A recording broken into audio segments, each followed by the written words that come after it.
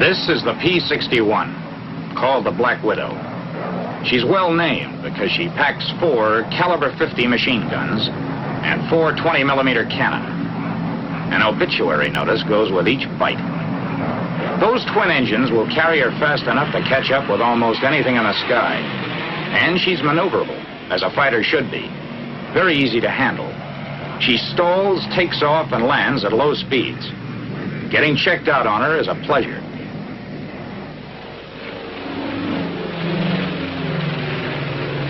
The Black Widow flies the skies in 3 sleek models. First, the YP-61, the earliest model of this ebony killer. Then the P-61A, the first model to go into combat service. And finally, the P-61B, the newest combat version. Let's watch this pilot learning his stuff on a P-61A.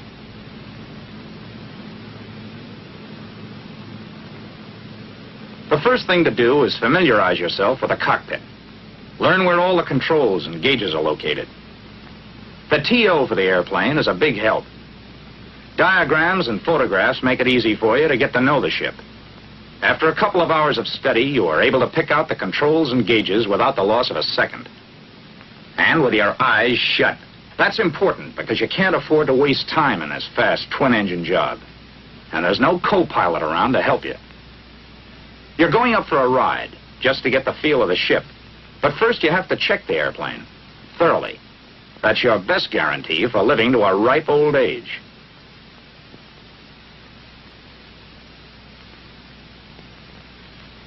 Like most airplanes equipped with tricycle landing gear, the 61 has a nose gear towing pin. Check it, as the nose wheel may shimmy on takeoff and become damaged. Check the nose wheel pin cap. Be sure it's on tight. Then check the rest of the landing gear for inflation of the tire and general condition. The red mark shows whether the tire is slipped on the rim. The strut ought to be extended about 4 inches. And another item not to be forgotten is the pressure in the emergency landing gear system. There's a gauge in each wheel well. It should show 700 pounds per square inch for the nose gear. Repeat the same inspection on the other 2 wheels. No cuts or bruises. Tread's okay. No slippage. Strut clean and extended around 4 inches. And the emergency pressure? 750 pounds per square inch for the main landing gear. Now to give the exterior of the plane a general going over. Skin's all right. No loose rivets or dents. Antenna mounted securely. De-icer boots okay. No rips or places where oil or gasoline has been spilled. Gun bay doors tight.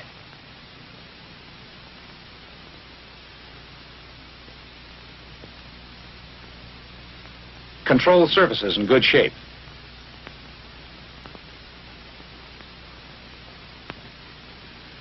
All hatches and doors must be closed and locked.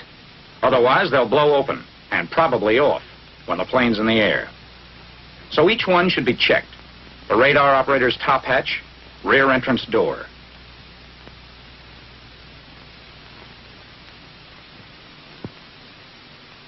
Now you can get into the cockpit, but you have to climb right out again through the top hatch. Careful not to step on any plexiglass. There's one thing more to check outside the airplane. The gas tank filler caps.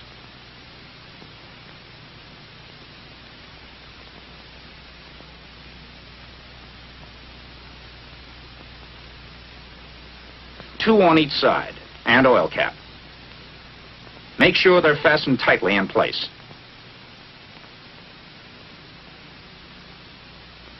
Here's an old story, but a wise one.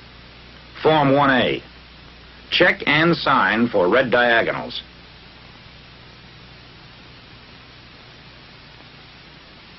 Turn on the circuit breakers behind the gunner's seat. And make sure the gunner's escape hatch is closed and locked.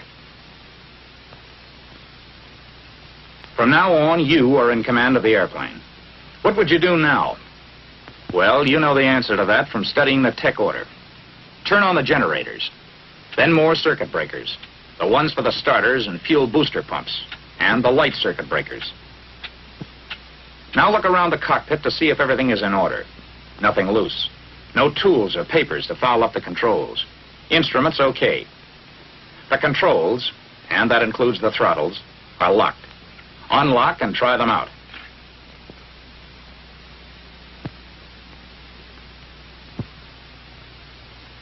Operate the rudders, elevators.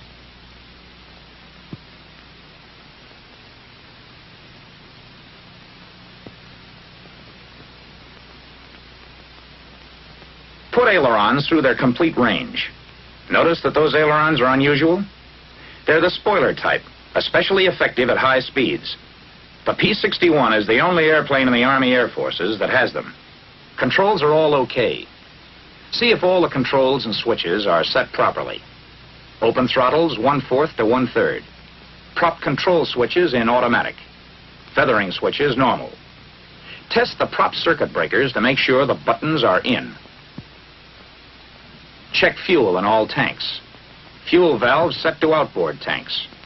Crossfeed, which supplies both engines from one tank, off. Air pressure for the emergency brakes ought to be 425 to 450 pounds per square inch. Check the clock against your watch and the altimeter. Oxygen pressure 425 pounds per square inch. Oxygen regulator to auto mix on. Test the trim tabs. If they're in good working order, set them for takeoff. Now the instructor is ready to take over. While the ground crew pulls props through 12 blades, set the superchargers at neutral. And throttles 1/4 to 1/3 open. Adjust both mixture controls to idle cutoff. Props at full increase RPM. Check to see that the props are clear. Then turn on the battery switches. On the P-61A, there are 2 individual battery switches and a master battery switch. The master switch on the ignition unit is for ignition only. Turn booster pumps to low. Carburetor air cold. Oil shutters 1/3 open. Make sure all cowl flaps are open and the intercooler flaps closed. Automatic pilot oil pressure off. Make sure that the VHF switches are off. Check carburetor air filter. Turn on master ignition switch and the right switch to both. Energize the starter and then prime the engine in the last 5 seconds of energizing. Since a putt-putt is furnishing your power, you should energize for no longer than 10 seconds before flipping the switch to mesh. If you are using the battery, the maximum energizing period would be 20 seconds. Don't energize beyond those limits or you'll damage the starter. When the putt-putt is being used, only your main battery switch should be on. Turn on the other switches when the crew chief disconnects the putt-putt.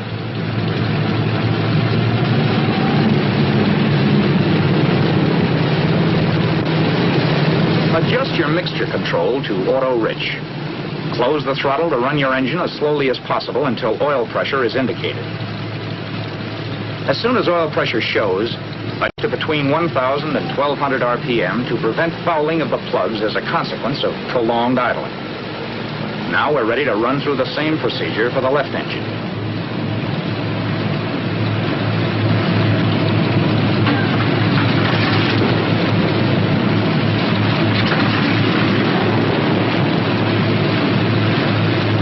Throttle to between 600 and 700 RPM until the oil pressure gauges indicate a steady pressure.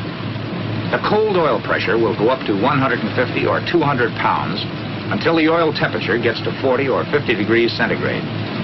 Keep the prop governor in high RPM. Turn the fuel booster pumps off. Your fuel pressure should be between 15 and 17 pounds.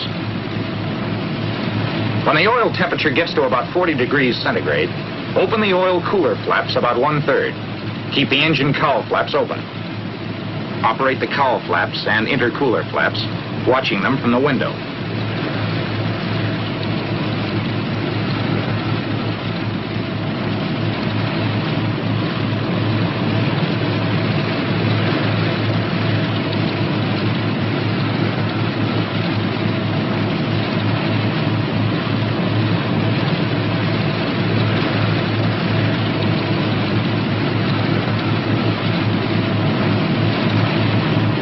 Operate the oil cooler flaps and check the gauge. Check both hydraulic pressure gauges.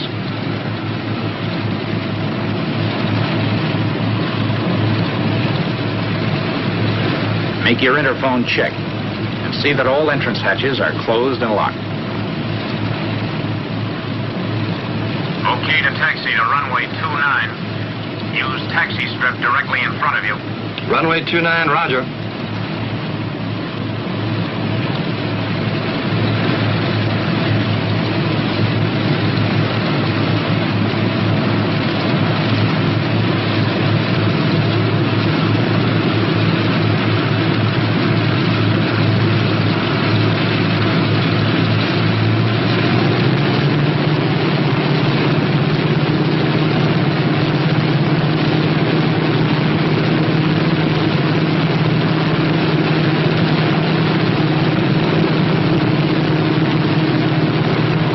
Brakes for taxiing as little as possible.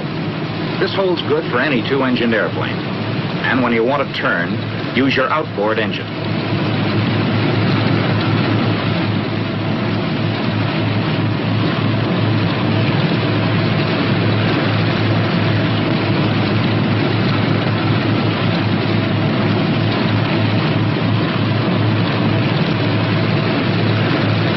Always taxi with your flaps up.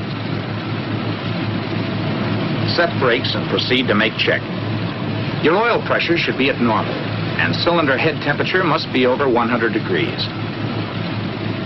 Now check one engine at a time. See that the prop is at high RPM, and put mixture control in auto rich. Open your throttle briefly to about 40 inches to clean the engine out. Then, reduce manifold pressure to 30 inches. RPM should be from 1950 to 2100. Check your ammeter. It ought to show charge. Next, turn off one magneto. Your loss of RPM should not exceed 100. Now make a quick check on the other mag. Running an engine at high manifold pressure on one mag may cause serious detonation. Next, test the prop circuit breakers. Pull the prop governor control lever back from its high RPM setting until it drops 200. Advance the prop control to the original setting.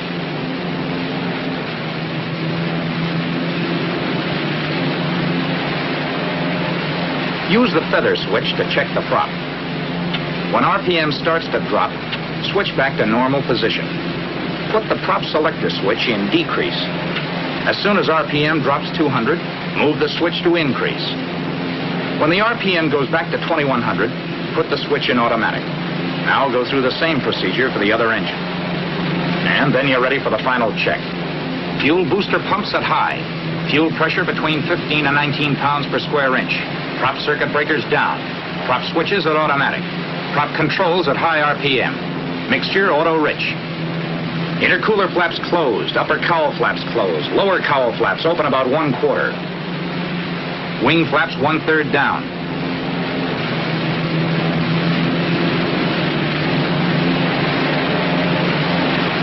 Gyro instruments uncaged.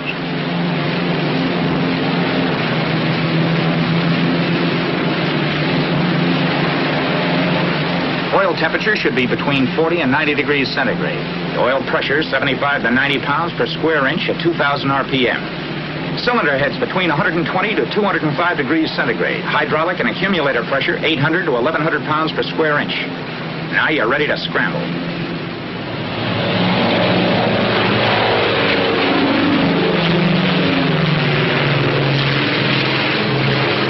Yes, the P-61A takes off like a homesick angel. But flying the P-61B is smoother and even more efficient, with these latest modifications giving her top performance. A rack for night binoculars, a new wrinkle in night fighting, an electrically operated accessory panel, push-button type circuit breakers, 2 improved heating units, trim tab removed from aileron, landing gear with a neutral position. In the down position, a lock prevents the gear from being raised accidentally. Main gear nacelle doors close with wheels down. Taxi lights on the nose wheel. Now let's go upstairs and watch another P-61 go through its paces. A YP in this case. The ship takes off at about 105 miles an hour, indicated without flaps. She'll fly herself off the ground. But now let's see how the P-61 takes off with flaps. Using quarter flaps provides another normal takeoff. Notice that the nose need be raised very little. But if you ever have to take off from a bombed field in a hurry, use 2/3 flaps. Keep nose wheel on ground until you have flying speed, then pull her loose. Climb a few feet and level off to gain speed. The P-61 will take off in a short space if you handle her correctly. Here's another way to clear an obstacle at the end of the runway. Flaps down 2/3 again. But this time, stay on the ground as long as possible, gaining all the speed you can. Then pull up steeply and keep climbing until the obstacle is cleared. 140 miles per hour gives you the best rate of climb, but 160 is generally recommended for normal operation. The higher speed keeps the engine running cooler. For normal cruising, use 2230 RPM or less. Manifold pressure, 29 to 34.5 inches in auto lean. Oil temperature, 60 to 85 degrees centigrade. Oil pressure, 60 to 90 pounds per square inch. Fuel pressure, 15 to 17 pounds per square inch. Cylinder head temperature, about 210 degrees centigrade. Generator voltage, 28 to 28.5. Amps, 200 maximum each when using turret and all radio equipment. Shift the supercharger every 3 hours to prevent accumulation of sludge. The Widow is very easy to get along with. She won't give you any trouble on turns. Climbs like a monkey. Dives well. Here she is doing a chandelle. A stall at about 95 miles per hour with flaps up and power off. The response and effectiveness of elevator and rudders is completely normal. Elevator forces are exceptionally light for a ship of its size due to the spring-loaded tabs. Failure of either engine in flight isn't a problem if you follow the proper procedure. Hit the feathering switch, then close the throttle. Move the mixture control to idle cutoff. Turn the fuel supply of the dead engine off.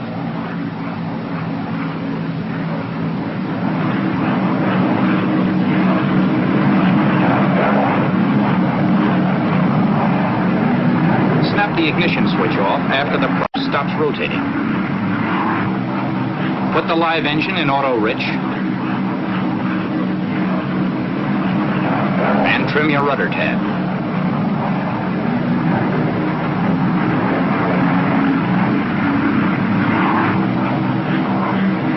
Close the cowl flaps on the dead engine all the way. And finally, close the oil cooler flaps and intercooler shutter on the dead engine.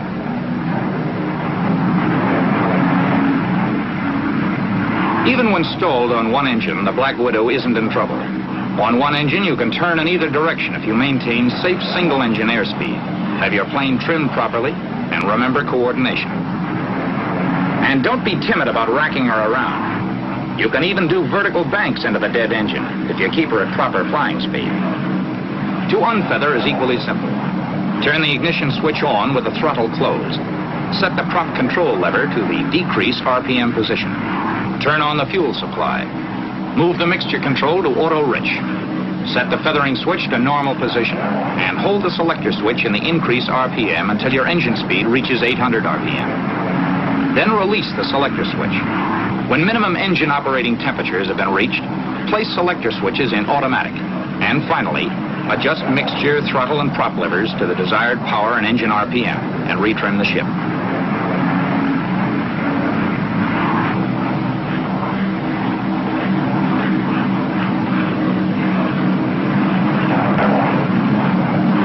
In case of both fuel and booster pump failure on one of the engines, turn on cross-feed valve and the booster pump of the operating engine to high.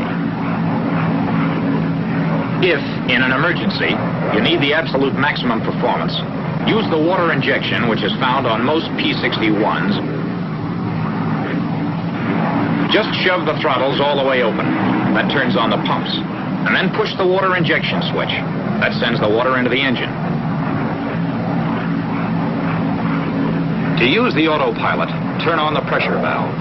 Pressure should be between 100 and 125 pounds per square inch. Trim the ship so it'll fly hands off.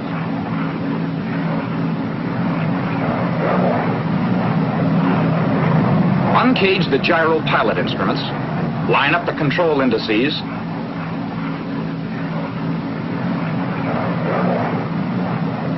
First the rudder.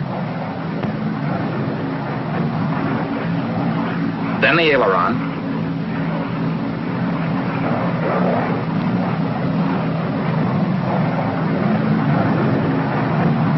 And last the elevator.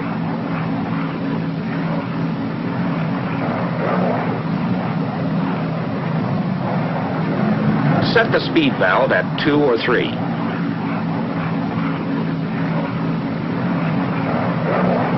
Now turn on the autopilot.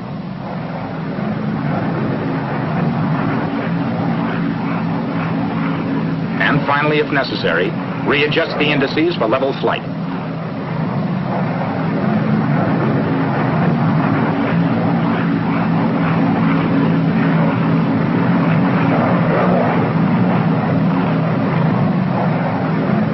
Well, I guess we've been up long enough.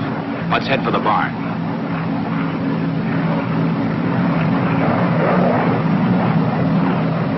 Turn the autopilot and cockpit heaters off. Check to see that de-icer and anti-icer are off. Turret stowed. Fuel fullest tank. Cross feed valve off. Mixture auto rich. Fuel booster pumps high.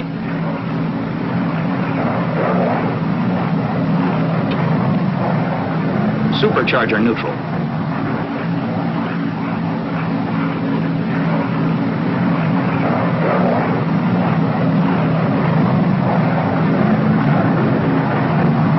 When airspeed drops below 175, lower gear and check it.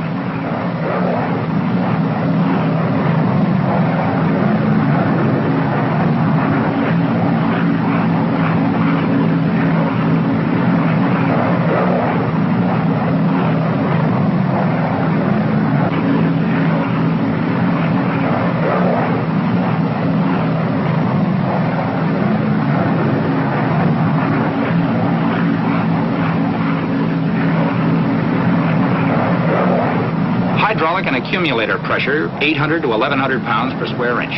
Props, automatic and set for 2,400 RPM.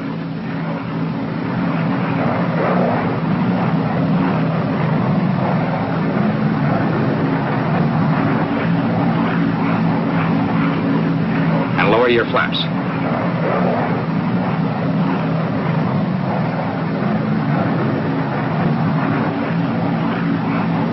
Retrim the elevators.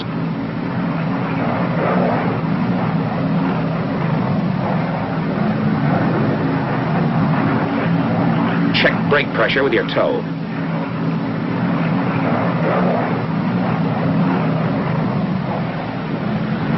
Approach at not less than 110 miles an hour. Touchdown at about 90 miles an hour. Tail down. That was a landing with 3/4 flaps. Let's go back and look at some other types. If you want to use less runway, for example, just lower the flaps all the way. Remember, you have a lot more drag with full flaps, so come in with a little more power. The P-61 was designed with a large area of flaps for slow landings at night. If you're forced to land on a short runway, make a power approach. Use full flaps and fly the airplane quite slowly. You'll have to keep considerable power to prevent stalling, but the ship will get down in less than 1,000 feet this way. For a single-engine landing, bank into the good engine if practicable when you enter the traffic pattern. Lower the wheels just after you turn into the approach, but don't lower the flaps until you're sure of making the field. Use some power on the good engine. Try to make your approach as normal as possible. If you're going faster than normal, fly the plane onto the ground and use the brakes rather than holding it off to lose the excess speed. Some pilots prefer to make a landing with no power. It may be done with full flaps. The glide must be quite steep in order to maintain airspeed, and the flare should be started rather high so the plane won't mush into the ground. But now let's see what happens after the wheels are on the ground. Hold the nose off the ground as long as possible in order to spare the brakes.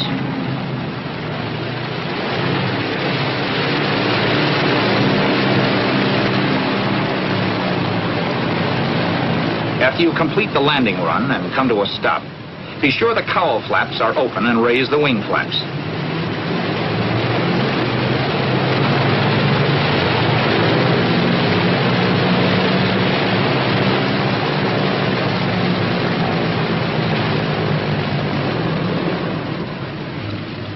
Idle the engines at 1,000 to 1,200 RPM until cylinder head temperatures drop below 205 degrees centigrade. Mixture should be auto-rich, and all cowl flaps open. Advance throttle to 25 inches and pull her back, cleaning out the engine. Now move the mixture to idle cutoff and advance throttles to full open as the engines die.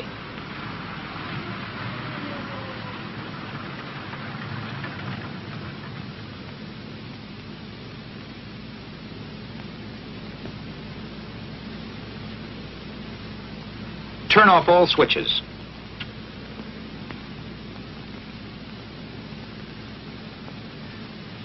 Hold brakes until chocks are under each wheel, then release. Finally, lock the controls.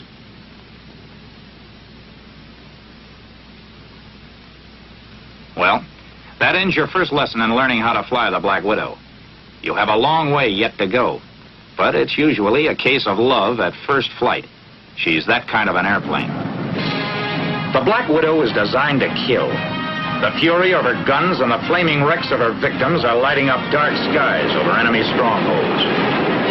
To you who will fly her at night in hard-hitting air battles, we say good luck and good hunting.